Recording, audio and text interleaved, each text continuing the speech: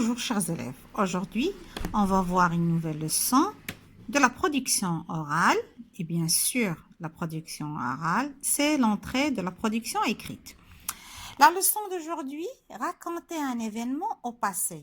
Je vais raconter quelque chose, un événement qui est déjà passé. Vous voulez suivre avec moi, c'est la page 211 du manuel. Regardez l'illustration, qu'est-ce que vous regardez? Alors, où se trouve cette scène? Dans la classe. Il y a la maîtresse, il y a les élèves. Très bien. Je vois la maîtresse parle avec un ou une élève. Très bien. La maîtresse parle. Qu'est-ce qu'elle a dit? Maïssa, raconte ce que nous avons fait comme expérience hier. Alors, la maîtresse demande à Maïssa qu'il raconte quoi? Qu'il raconte une expérience qui était faite quand? La veille. Alors maintenant, Maïssa va raconter. Nous avons fait une expérience pour représenter le système solaire. Nous sommes tous allés dans la cour et tandis que Rémi faisait le soleil et restait immobile, 8 autres élèves faisaient les planètes et tournaient autour du soleil. Alors, remarquez les mots qui sont soulignés. Ce sont des verbes. Très bien. Premier verbe, avons fait, c'est le verbe faire conjugué au passé composé. Nous sommes allés, le verbe aller conjugué au passé composé. Faisait, le verbe faire conjugué à l'imparfait. Rester, le verbe rester conjugué à l'imparfait. Faisait, toujours le verbe faire à l'imparfait. Tourner, le verbe tourner à l'imparfait. C'est bon. Alors, ce sont des temps de passé, puisqu'on raconte quelque chose, un événement qui est passé au passé. Je vais utiliser le passé composé ou bien l'imparfait. Vous vous rappelez la leçon? Les temps du passé au récit, vous vous rappelez? C'est le passé composé, l'imparfait et le passé simple. Je lis avec vous, je comprends. Comme ça.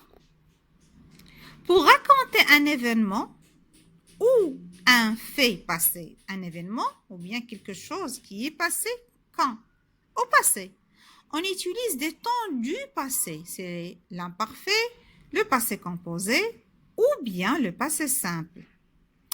Quand est-ce que j'utilise l'imparfait? Alors, l'imparfait sert à décrire une action qui dure ou qui se répète, ou bien un état. C'est la leçon du mardi, exactement. Hier, nous étions tous dans la cour. Le passé composé sert à décrire une action passée, mais comment? Brève, et qui est terminée.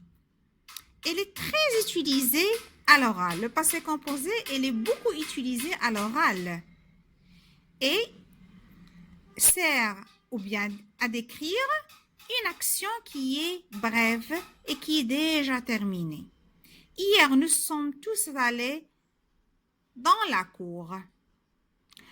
Ou bien le passé simple sert à décrire une action soudaine ou ponctuelle. Elle est surtout utilisée à l'écrit. Voilà, le passé composé à l'oral. Le passé simple à l'écrit, beaucoup. Il sortit dans la cour et commença à jouer. Est-ce qu'elle a pris beaucoup de temps pour sortir? Non. Brève, n'est-ce pas? Une action qui est brève. Et commença à jouer. Elle jouait, d'accord, c'est l'imparfait. Il jouait, mais le commencement, ça ne prend pas beaucoup de temps.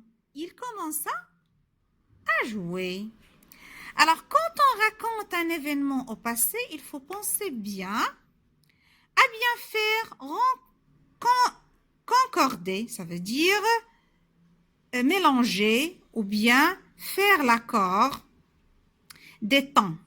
Nous étions tous dans la cour lorsque la sonnerie de la récréation a retenti. Nous étions dans la cour. C'est beaucoup de temps. Je vais utiliser l'imparfait. Mais pour que la cloche de la récréation, la sonnerie, pour qu'il retentit, ça ne prend pas du temps. On va utiliser le passé composé. Très bien. Alors, lorsque je vais raconter un événement au passé, je dois utiliser à l'oral l'imparfait et le passé composé, et à l'écrit l'imparfait et le passé simple, mais surtout à l'écrit pour les récits, pour les contes, pour les histoires, on utilise beaucoup le passé simple. Alors, le passé simple, c'est comme le passé composé, pour une action brève, achevée, qui ne dure pas. Mais pour l'imparfait, quelque chose qui est habituel, quelque chose qui se répète et quelque chose qui prend du temps, qui dure. Très bien.